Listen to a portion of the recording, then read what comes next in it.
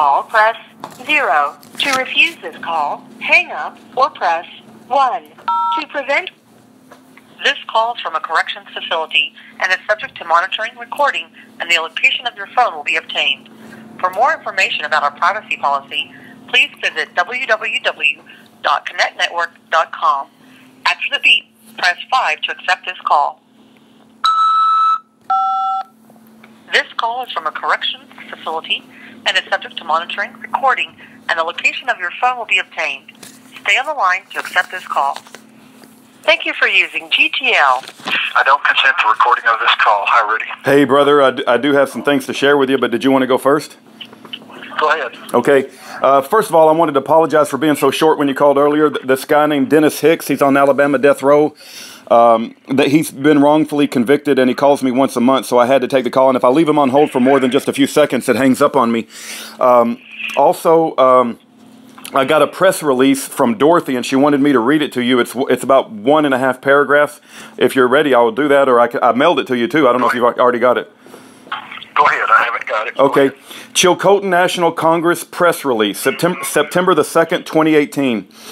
Nebraska Federal Court Judge John Gerard, in violation of U.S. and international law, on August the 29th, 2018, refused to allow Chilcotin Ambassador and USCT ACJ Michael Parsons to address or submit evidence to Nebraska court providing his ambassadorship and immunity from prosecution, despite President Donald Trump's acceptance of Ambassador Parsons' ambassadorship from the new country of the Chilcotin, located in the heart of former British Columbia, Canada. The Chilcotin National Congress is outraged at this unprecedented diplomatic violation and calls on the USA to disbar Judge John Gerard for his misconduct and gross contempt and disregard for the rule of law. The Chilcotin National Congress will be seeking jail time against Judge John Gerard, Judge Joseph Walker of Tennessee, and other U.S. state and federal judges at the International Court of Justice for jailing Ambassador Parsons for the past 20 months. For more information, call 778-412-9419. Okay. So, very good. Yep. I thought that was an incredible press release. I pray that people wake up and pay attention to what's going on and act upon it. Yep. My turn? Yes, sir. Okay. I read a news article in the paper here that up in Minneapolis, Minnesota, that an attorney named Earl Gray, Gray, and Joseph Feinberg, Friedberg, Friedberg, Friedberg, Joseph Friedberg. The story said that they had represented a Chinese man named Liu, and that he was never charged, though. He was released, and they didn't get into it, but effectively it had to do with diplomatic immunity because now it had, they mentioned the guy was like a billionaire or some, businessman. But effectively, the only reason they let the guy go is because they don't have jurisdiction over him, and they don't want to bring up this fact that people have diplomatic immunity for various reasons. And they dare not let the public know, because then people would start positioning themselves so that they too have that protection from this unjust legal system. It's not a lawful system, it's a legal system. It has to do with contracts and corporations that are forcing via non-consent their policies upon we the people, which is a crime, and which is why the Chilcotin Nation has grounds to prosecute and have jailed those criminal judges because they do not have jurisdiction. I never waived my diplomatic immunity. I made that very clear right off the bat. I asserted that I am not subject to their jurisdiction as the ambassador of the Chilcotin Indian Nation. I have, via the diplomatic immunity referenced in the Vienna Convention on Diplomatic Relations, and even in their own. And the judge took judicial notice of the entire codes, the Title 18. And if you go to Title 18, Section 10, it references foreign governments are recognized, and then it says irrespective of recognition by the United States. Then if you go back to 1116 and 1201A in Title 18, you find out that if they detain, impede in any way, that's called kidnapping. Irrespective of recognition, they've committed a crime of their own creation. And they are not immune from prosecution under that, under international law. Also, I need to find out, do you have a copy of the documents that I sent you in one spot on your site? These documents include a letter to Trump, a letter that was dated July 5th, July 30th, letter to Pompeo, December 9th, letter to Littman, CNC letter to Office of Protocol, the U.S. Department of State confirmation, A1 visa, the Chilcote status card, the April 24, 2017 CNC letter from Stanley Stone, giving notice of the appointment of Ambassador and Associate Chief Justice Michael Parson. Hey, Mike, before you go on, yes, the answer to that is yes. I've got a page for you guys, and there's tons of files that you've sent me, and I don't think I've failed to upload even one, but what I can do is I can take screenshots of your page and like a list of all the documents, and I'll mail it to you, and then if you see any that are missing, we can try to hunt those down.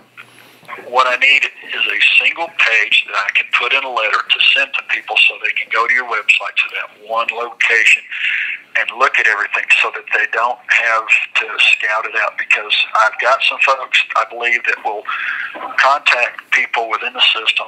They're not going to do a lot of research. If there's one page they can type in. Well, there is. It's a Year of Jubilee. Jubilee spelled with one E, just like it is in the King James Bible. So it's yearofjubilee.com / You have 60 seconds. / Mike Pat Sue. It's MikePatsue. Also, I wanted to quickly say, this guy who raped a girl, the Chinese billionaire, he's back in China, yet you're sitting in prison. That's absurd. Also, I got this guy on death row. They gave him a TB test, and they said he had TB. They tried to force drugs on him for 7 months. He had him run the test again, and he did not have TB. So don't let them tell you that you have TB, because they'll try to force drugs on you, and it could be a fake situation. Also, they're trying to kill the First Amendment out here. I don't necessarily a big fan of Alex Jones, but they're shutting him down everywhere, left and right. He's been taken off every platform all over America. So, and that's wrong. And I support Alice in his right to speak. And actually, I support him for many years. Yep. I know he's throttled back because of pressure against him, and I respect him for trying to preserve his family.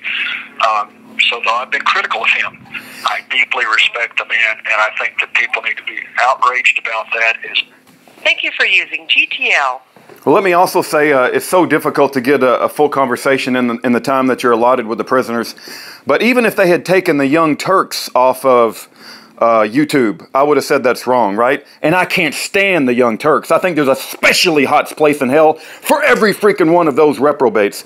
But having said that, they got a voice, and if they want to get up and spew their crap and garbage over YouTube, they got a right to do that.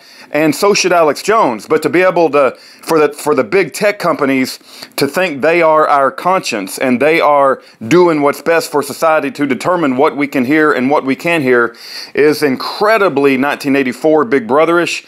And it's amazing that there hasn't been more outrage that Alex can't at least spew his garbage. Like I said, I'm very disappointed in him on many fronts for not speaking up for political prisoners right here in America.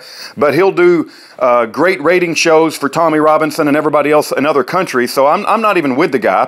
He probably is a gatekeeper. I think he is a gatekeeper. I'm not a fan, but it's not right that they are silencing him. And they shouldn't silence anybody. We should be able to hear everybody's voice. And if you think it's okay that they're silencing Alex Jones, well, then you'll be silenced next, or your brother will be silenced, or I'll be silenced, or my wife won't get to speak. I mean, everybody should have a voice. And the thing is, they're shadow banning and they're controlling who becomes popular and who doesn't become popular. But God will let the voice be heard by the people who need to hear it. We'll see if Mike calls back. And please pray for Mike, and please write him a letter and let him know you love him and care about him. What they're doing to him is absolutely outrageous. I don't know if you picked up on that Chinese thing, but they had a Chinese diplomat come over here, rape a girl, and now he's back in China. So he doesn't get held responsible. Nobody puts him in a chair and punches him in the face and threatens TB shots on him. But Mike supposedly has a gun in a plane, which I don't think he did, but that was his charge. He had a gun in a plane. It's okay to put him in a chair, and Mike Anderson or Mark Anderson, Kent Dorfman, whatever this U.S. Marshal jackass wants to call himself, straps Mike down in a chair and punches him in a chair like a coward, and they try to treat Mike Parsons like he's some sort of horrific criminal. Yet this Chinese guy comes over here, rapes girls in America, and he can go back to China because he's a so-called diplomat, billionaire.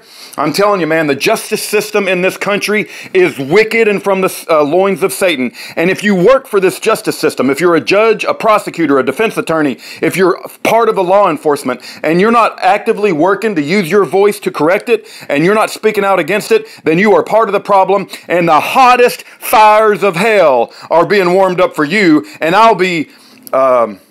there will be no tears from my eyes when you get thrown in the hottest parts of hell.